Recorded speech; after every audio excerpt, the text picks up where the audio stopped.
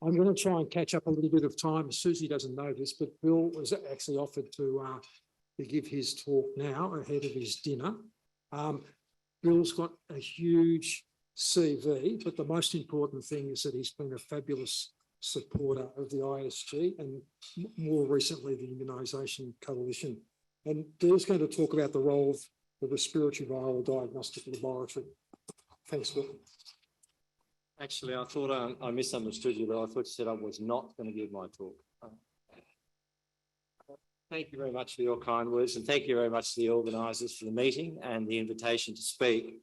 Although the topic, here we go, the topic. I press the green button and it doesn't go forwards. It goes, there it is. The topic was the role of Respiratory Viral Diagnostic Laboratory. I'm a virologist, and I found it a little bit dull, and I usually leave the really dull talks to the immunologists. So I'm going to talk slightly differently about how I see the viral diagnostic laboratory, but particularly how I see it going forward. And I guess this is a famous quote from John F. Kennedy when he saw the wall come down, and he was not talking about jam donuts, which are Berliners. He was actually talking about being part of the Berlin lifestyle and having and sharing. And I think one of the things is that we've all become virologists.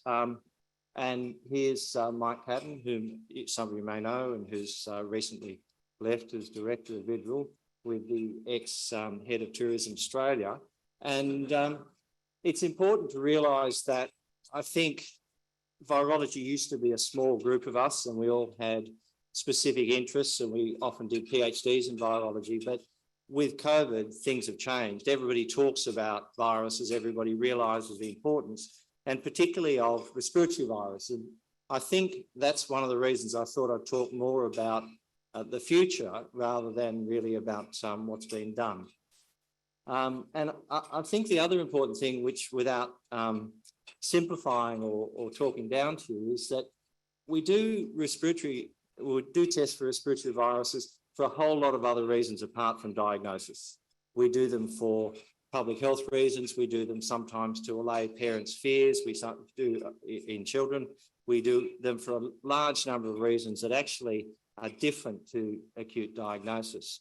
And these are some of the things where we use viral testing, and this is wastewater testing. We have an interest in this, and some of the people in this room do as well, where we look for variants in New South Wales using wastewater. And these are really public health surveillance. These are not acute diagnostic tests. We look at testing environmental things. We look at aerosolization, and of course, particularly during the last 3 years, the issue around aerosols versus droplet spread and the whole issue around spread of SARS-CoV-2 between individuals has been an enormous point of discussion. And just as an aside, we did some work, or Jan Galton was a PhD student, and we looked at transmission, and we had a paper that we did a review of, which went into our journal Impact Factor about 3, and had a couple of people in the world read it.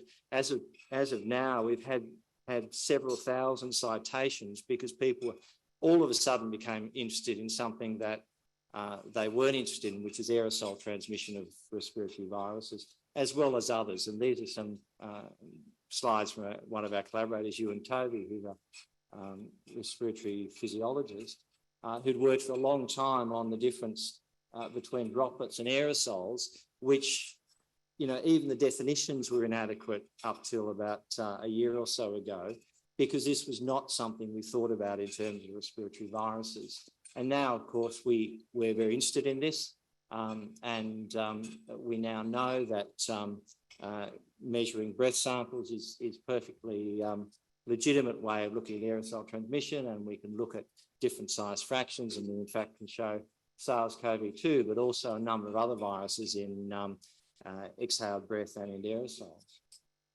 So we'll talk a little bit about the lab, and this is our lab. This is the laboratory that I'm director of, the Serology Virology Division within New South Wales Health Pathology. a little bit about diagnosis, and then if there's time, I'd like to talk a little bit about metagenomics and future diagnostics. And really, these are the people that I work with. They're the ones who do the work and who spent, like many of you and many of the scientists you work with, the last 3 years working all the time in SARS-CoV-2 diagnosis.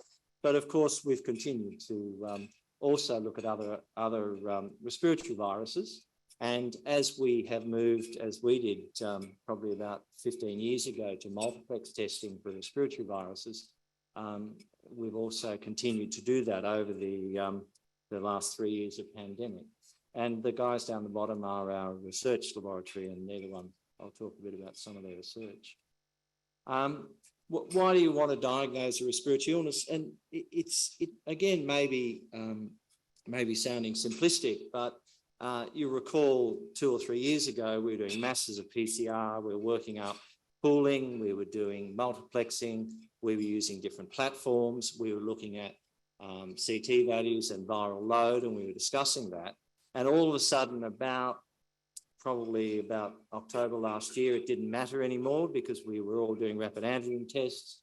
And one of the reasons, of course, we do testing and we do multiplexing, particularly in PCR, is to ask the question, what's the infecting agent? And that's because this is quite an old slide, but the sort of clinical presentation is so similar between so many of these viruses. And there are so many viruses that cause respiratory infections, particularly mild upper respiratory infections. And this is a sort of list that many of you would be showing to your students. And of course, there are multiple coronaviruses, which until 3 years ago caused about 1 in 8 infections of the upper respiratory tract. But there are also things like measles and enteroviruses, D68, A71, which are enteroviruses which are spread via the respiratory route, and I'll talk a little bit about that. And I think they're of particular interest, and Phil Britton's going to talk tomorrow about encephalitis, because some of these are viruses that actually cause encephalitis. But we think about them like that, and yet we think about SARS-CoV-2 as a respiratory virus, and yet it also causes encephalitis and quite severe neurological disease. And of course, a lot of the emerging viruses are respiratory spread. This is just the sort of history that everybody's seen, but I think it's really still interesting that it was genomic sequencing, and it was the Chinese laboratory and the release of the sequence that Eddie Holmes did, and Eddie tells a great story about releasing the sequence that many of you will have heard, that really allowed us to do diagnostics and to go forward in a very informed way very early on. This is from a talk from a couple of years ago, just given that we're talking about immunisation generally and we're talking about flu again. We've had a very busy flu season, as Ian sort of put it, moderate to severe. We've had quite a severe one, and at the moment we're getting about 30 positives a week, which is quite unusual for January in our laboratory. But clearly differences between SARS-CoV-2 and influenza virus infection. The other thing that's going to be interesting going forward is really we've come from 3 years of constant infection over the year. Preceding that, we typically thought of respiratory viruses being a winter occurrence. And so it's going to be interesting to see what happens, because previously non-SARS coronaviruses have typically been a winter expression.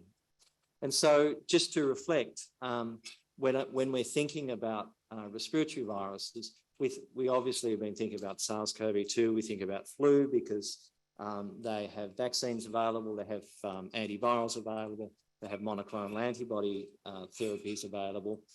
We have that for flu, we have that for SARS-CoV-2, but of course in going forward we'll have that, or we have that now for RSV, but also for things like enterovirus A71 and D68, perhaps a general enterovirus vaccine. So, and there's some work on antivirals for enteroviruses. So what's going to happen is we're going to move from a situation that we were in maybe 10 years ago, where we had vaccines, antivirals for flu, to where we have them for many respiratory viruses. And that's going to change the way we approach diagnostics. And this is a case, again, that Phil Britton was involved in that we're just writing up at the moment.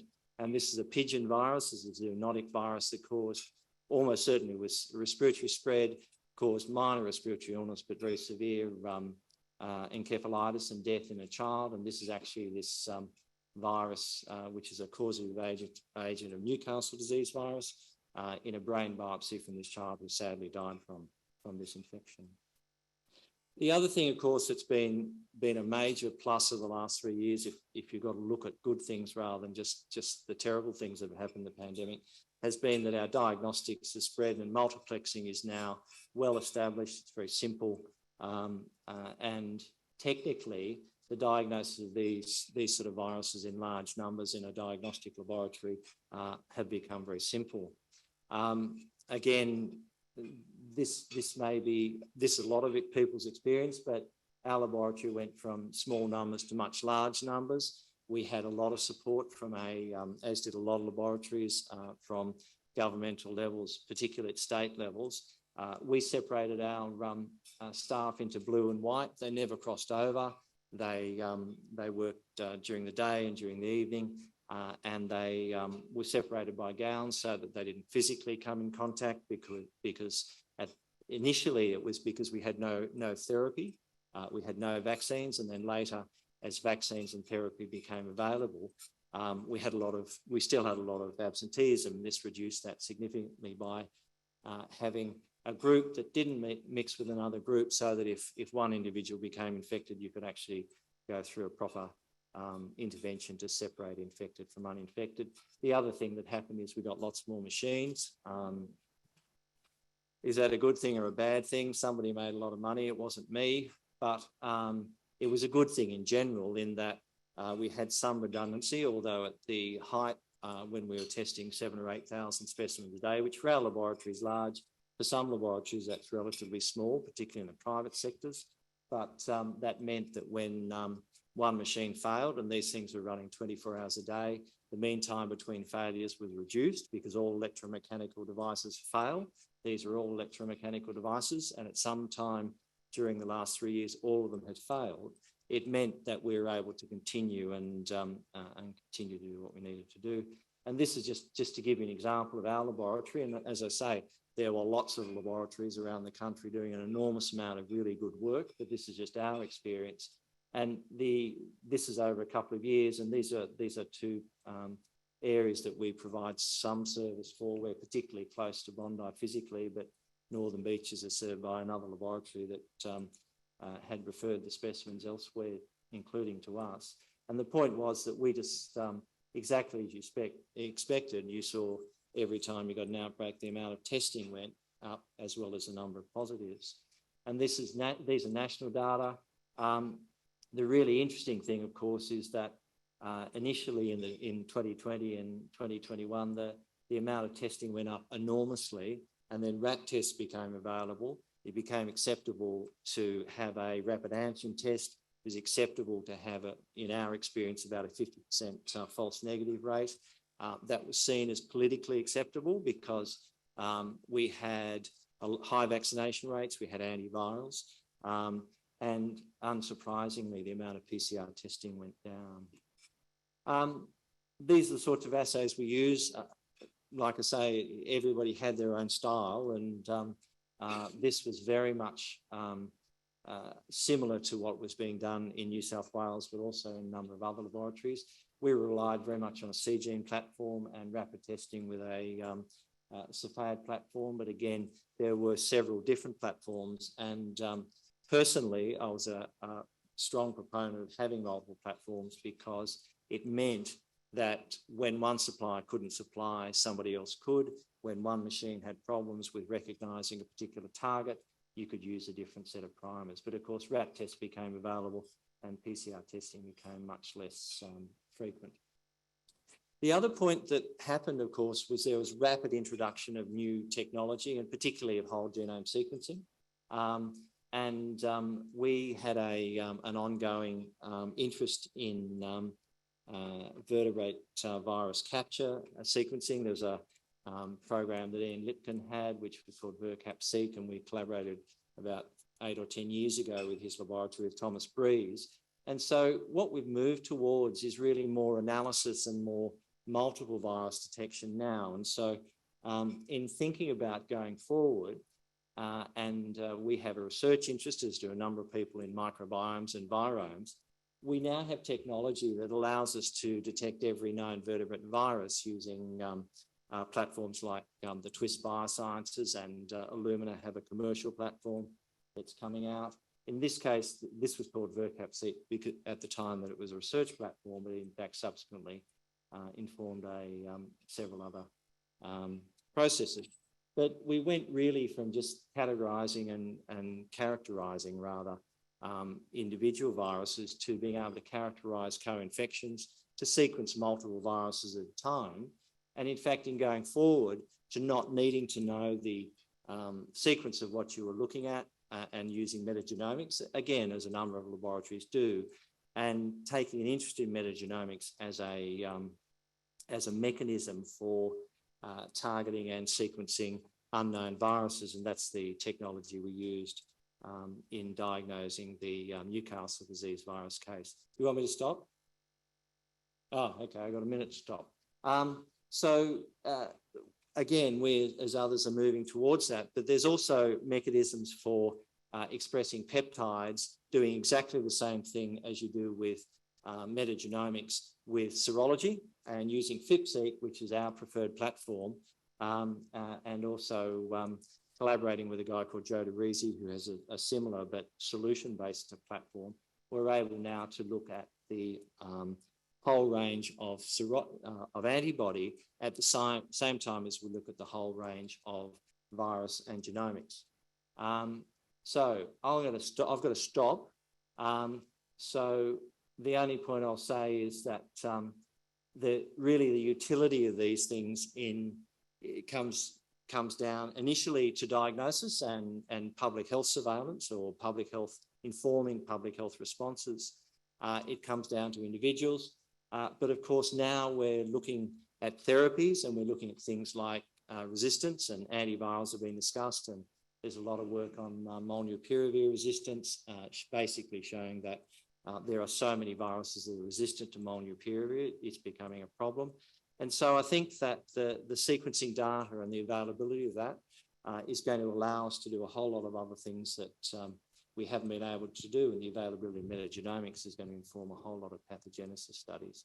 So Jello Biafra, for those who followed the Dead Kennedys, they're broken up, which is sad, but he was said to say, don't hate the media, become the media. And as I see it, as from a virologist's point of view, become virology, and we've all become that over 3 years. So that's not a bad thing. Thanks very much. Great talk, Bill. Just perhaps being a little bit provocative, because I know you've done stuff on aerosol spread. We keep hearing a professor of occupational hygiene talk about the lack of internal air quality standards in Australia. We now know that a lot more of the spread of various respiratory viruses is airborne. When are we going to have a consensus statement between the people that are looking at air quality within structures and virologists to actually get the politicians to recognise that some fairly simple things that we do with air quality can improve it? Now, I understand, and Lou might be able to comment, there's been a study in a building in Victoria where they were about to demolish it, and they did various things to look at what might help in a cold winter where we could actually improve air quality in addition to vaccination without actually costing a fortune. So it's a bit beyond the talk here, but you've got the evidence to suggest that there's a lot of issues with aerosol spread. The people who are looking at air quality are saying there are no standards. How do we move forward? I think you need good science is the first thing, because 15 years ago we were working on aerosols and we found rhinoviruses in aerosols. Unsurprisingly, you could find influenza in aerosols. So the politics I leave to politicians, but I think you need better quality data. It amazed us how poor the aerosol generating and aerosol measuring equipment is. Ewan Tovey, who's a great guy, is a great enthusiast, built it out of vacuum cleaners. I mean, you know, that's 1960s sealing and wax science. So you need better technologies, and they're now available. And you need to use those in settings where you HEPA filter, where you change aerosol generation where you stick a thing in the corner that is supposed to purify and measure it, and you can do that. Actually, Cantor's a PI on the study, looking at this. Cantor, do you want to comment on this, or are you going to mention it in your talk? Right, okay. So there's an extra bit of information in Cantor's talk. Thank you. Thanks, Bill. Wonderful, as always. Was that just because I put your photo in, David, or? Look, thank you. It reminds us that virology used to be fun. Can I ask you, maybe you're going to touch on those slides which the organisers failed to give you enough time to get to. But it's this issue of what we do with all this new information. And there are two obvious things there. One is when we find mixed detections, beginning to try and append significance to that. And the second one, of course, is with the next gen sequencing, that what do we do with all the extra information which we weren't looking for when we started the sequence. So how do we begin to create systems that allow us? Do you want me to start again? Would you like me to start again? Look, we'll both sing it in unison. It's saying, well, how do we create systems that, as we generate all this, we're already setting up to try and attach significance and understand significance, which really means bringing in all the metadata. It's not good enough just to say we're going to improve diagnostics if we're not trying to find out what that means. Oh, got 3 sentences. Okay. I agree with you. I think you need to improve the metadata. Secondly, I mentioned this at the public health meeting, and the first thing was, it's a disaster. We'll have too much data and you can't manage it because there'll be no QAP, blah, blah, blah, blah, blah. So that was what was said 15 years ago, maybe 20 years ago when we started doing multiplex PCRs. And third sentence, actually it's the fourth sentence, is you just need to manage it and you need to put in place good data, and you need to do the studies, the basic technology studies that show what you're looking at, and then use those data in an appropriate manner and quality assure it as you go along. And it's all possible if we can do it with multiplex PCR. You can do it with virome studies, and we've done all that, and it's really just now introducing that properly. Just the fifth, if we look hard enough, will we find that viruses are symbiotic with humans? Well, bacteriophages are, so we know they're allergic to blue. Yeah. Good. Thank you.